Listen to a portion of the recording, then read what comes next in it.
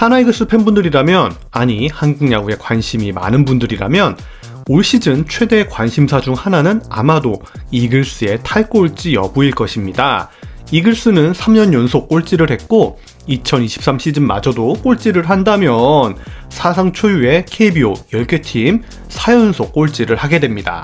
프로에서의 순위는 실력을 그대로 보여주는 것이라고 할 수 있죠. 순위는 팀을 평가하는 잣대가 됩니다. 그리고 100%는 아니겠지만 순위가 선수를 평가하는 기준이 될 수도 있죠. 정은원은 가을 야구와 골든글러브를 2023년 목표라고 밝혔죠. 직접 탈꼴찌를 말하지 않고 그보다 더 높은 순위를 말함으로써 탈꼴찌의 열망을 드러냈다고 생각을 합니다. 외국인 용병들도 가을 야구, 이기는 야구를 목표라고 밝혔고 손혁 단장과 수베로 감독 역시 이제는 도약할 때라고 스프링 캠프 서두에 밝혔어요. 이글스 야구를 좋아하시는 많은 팬분들의 23년 최대 관심사 탈꼴찌는 어떻게 하면 할 수 있을까요? 많은 전제 조건들이 있어야겠지만 야구 놀자가 생각하는 탈꼴찌의 조건은 다음과 같습니다. 첫째, 연패가 없어야 합니다. 연패하고 싶어서 하는 팀은 없어요. 일부러 지고 싶어서 지고 싶은 팀은 없습니다. 프로라면 당연하죠. 2020년 18연패, 2021년 10연패, 2022년 10연패, 연패가 지속되다 보니 시즌을 끌고 나가는 동력이 사라집니다.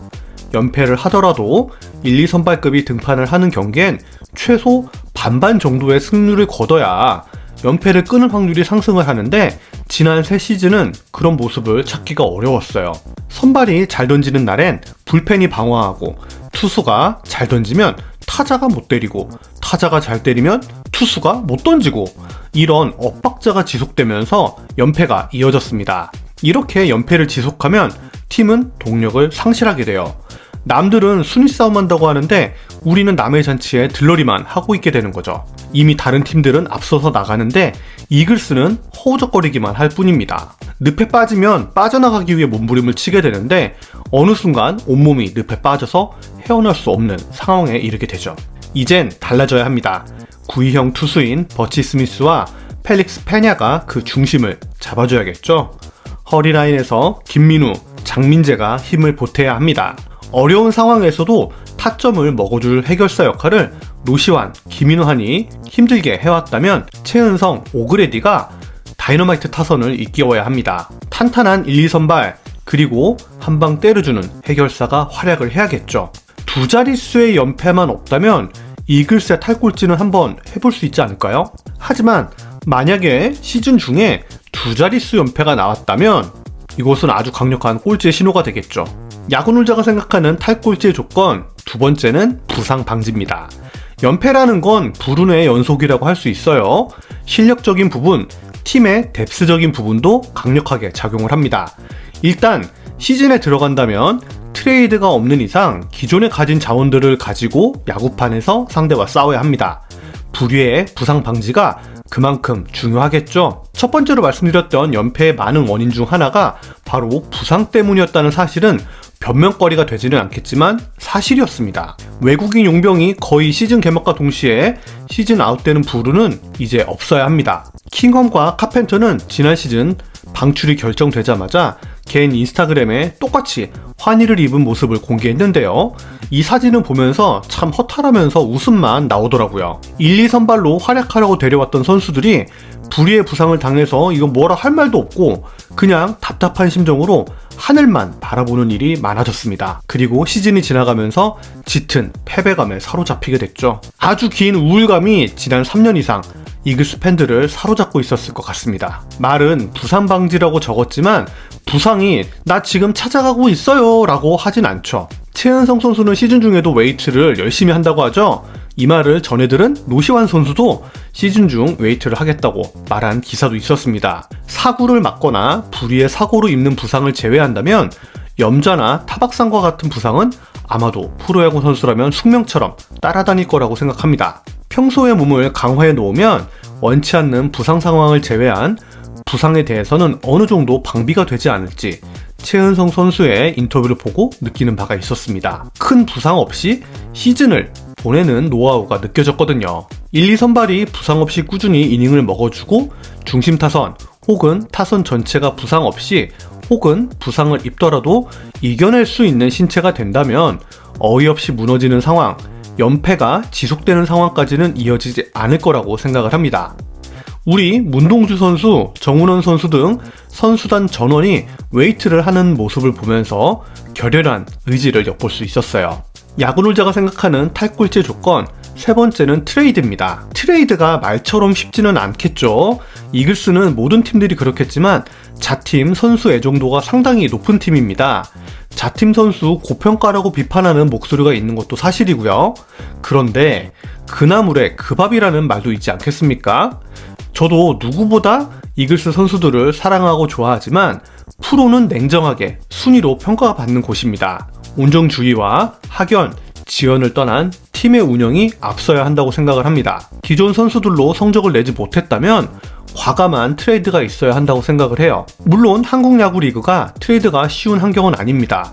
앞서서 말씀드렸던 학연, 지연, 온정주의, 팀의 소속감 등이 강력하기도 하고 타 팀으로 보냈다가 그 선수가 대폭발이라도 할지도 모른다는 불안감, 그리고 돌아오는 여론의 질타가 무서울 수도 있어요. 여론을 다 무시하더라도 트레이드를 해온 선수가 잘할 수 있을까? 라는 예상은 뚜껑을 또 열어봐야 아는 문제이기도 하죠. 제가 2013년 기사를 하나 가져왔는데요. 이 당시에도 기사 헤드라인은 탈꼴찌였습니다. 그리고 기사 중간에 아주 익숙한 단어가 하나 나왔는데요. 바로 리빌딩이라는 단어예요.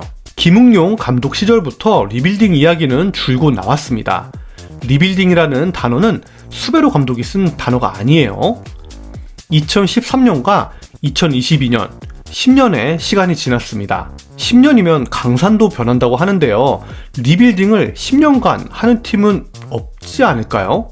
그리고 지난 10년의 시간 동안 2018년 한용덕 감독 외에는 포스트 시즌을 경험했던 적이 없습니다. 가지고 있는 선수로 성적을 내기 어렵다면 새 판을 짜야 합니다. 올 시즌엔 FA로 최은성, 이태양, 오선진을 영입했고 장시환을 자팀 FA로 잡았습니다. 이명기 선수까지 FA 대상자였으니까 총 5명의 FA를 계약했다고 볼 수 있겠죠. 7년 만에 광폭 횡보라고 할 수 있겠습니다. 하지만 혹자는 최은성 선수 외에는 크게 플러스 영입은 아니라고, 원래 있었던 선수 영입이 아니었냐라고 평가하는 분들도 계시더라고요. 어쨌든 FA 영입은 7년 만의 일이었으니까 이번 시즌엔 예년과는 좀 달리 싸워서 이기는 야구를 기대해 볼 수 있지 않을까. 최소한 맥없이 두 자릿수 연패는 안 할 거라고 생각을 해봤습니다. 결국 야구라는 게 사람이 하는 일이고 좋은 선수가 와서 뛰어야지 좋은 결과가 나올 확률이 상승할 겁니다. 야구놀자는 이런 관점에서 한국 야구의 리빌딩이 맞느냐라는 회의감을 가지고 있는 것도 사실이에요. 야알못이 또 야구 아는 척 하네 라고 비판하신다면 달게 비판 수용하겠습니다. 이런 제 의견이 불편하시다면 야구놀자 안 찾아오셔도 괜찮습니다. 하지만 저는 지난 2008년부터 2022년까지 가을 야구에 딱 한 차례 진출했던 팀이라면 과감한 투자를 통한 선수 영입, 기존 선수들로 성적을 내지 못했다면 활발한 트레이드로 판을 한번 바꿔보기를 희망을 합니다. 리빌딩이란 단어를 정확히 언제부터 사용했는지는 모르겠지만 최소 2013년부터 10년간 리빌딩을 해왔다면 결과물을 낼 때가 되지 않았을까라고 생각을 하고요. 10년의 리빌딩의 성과가 4연속 꼴찌가 아니기를 간절히 바랄 뿐이니까요. 미국 휴스턴 애스트로스와 한화 이글스가 가끔 비교되기도 합니다. 휴스턴 애스트로스는 과거 킬러 B라고 불리는 강력한 타선을 앞세워서 리그의 강자로 불렸던 팀이죠. 하지만 그 이후엔 팀의 동력이 사라지면서 2004년, 5년, 6년, 3시즌 연속 100패를 넘게 당합니다. 베테랑들을 타팀으로 보냈고 가장 적은 관중이 경기장을 찾았습니다. 홈 경기임에도 불구하고 홈팬들이 야유를 하기도 했죠. 이후엔 여러분들이 아시는 대로 알투웨를 중심으로 젊고 좋은 선수들을 영입하면서 수순위 싸움을 했고 대권을 노릴 때는 벌랜더, 그레인키 등을 영입하는 파격적인 행보를 보여주기도 했습니다. 치팅으로 얼룩진 부분도 있지만 선택과 집중이라는 측면만 보면 휴스턴의 사례가 이글스에도 충분히 적용할 만하다고 보여집니다. 우리 팀은 젊은 팀이에요. 2020년도 기준 타자의 나이 평균은 26.8세, 투수는 28.1세였습니다. 1999년도 마지막 한국 시리즈를 우승했던 당시의 평균 연령은 28.6세, 29.1세였습니다. 젊은 선수들의 경험이 쌓이고 있죠. 휴스턴과 유사하게 꼴찌의 유산으로 좋은 선수들이 들어오고 있습니다. 남지민, 문동주, 김서현, 문현빈 등이 성장하고 기존 선수들과 외인 용병들이 활약한다면 탈꼴찌를 해줄 수 있지 않을까 기대해 볼 수 있을 것 같습니다. 진정한 리빌딩을 제대로 해왔다면 이제 그 결과물을 보여줘야겠죠. 올해야말로 탈꼴찌를 넘어서 많은 선수들이 인터뷰로 밝혔던 가을의 향기를 조금이라도 팬들이 맡을 수 있기를 바랍니다. 솔직히 이글스 팬분들이라면 올 시즌 탈꼴찌만 해도 크게 만족하지 않을까 감히 넘겨짚어서 생각을 해봅니다. 이번 시즌 FA로 친정팀으로 돌아온 이태양은 이런 말을 했죠. 공 한 개 한 개를 소중히 여겨야 한다고요. 승리하는 팀, 시즌 우승팀에서의 경험에서 우러나온 소중한 경험담으로 생각을 합니다. 우리 팀은 젊어요. 올 시즌 어떤 결과가 나올지는 아무도 모릅니다. 시행착오를 또 한 번 겪을 수도 있겠죠.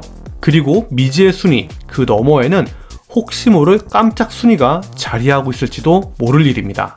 오늘 제가 준비한 소식은 여기까지입니다. 들어주셔서 감사합니다. 야구놀자였습니다. 그리고요, 여러분들이 생각하시는 탈꼴찌의 조건 댓글에 적어주시겠어요? 감사합니다.